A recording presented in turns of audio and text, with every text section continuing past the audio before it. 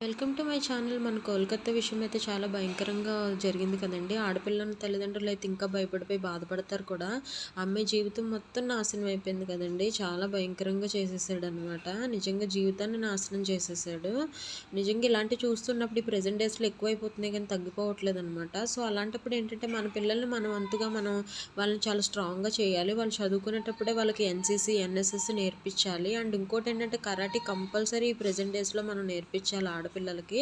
అప్పుడే వాళ్ళు కొంచెం స్ట్రాంగ్గా ఉంటారు. డిఫికల్ట్ సిచ్యువేషన్స్లో ఎలా ట్యాకిల్ చేయాలో ఏంటో నేర్చుకుంటారనమాట. అండ్ ఇంకోటి ఏంటంటే గుడ్ టచ్ అంటే ఏంటి, బ్యాడ్ టచ్ అంటే ఏంటి, ఎవరిని నమ్మకూడదని ఒకటి మనం చెప్తూ ఉండాలి. అండ్ ఇంకోటి ఏంటంటే అబ్బాయిలను అయితే మనం ఏ విధంగా చెప్పాలంటే వాళ్ళకి మనం నమ్ముకునే గ్రంథాలు ఉంటాయి కదండి.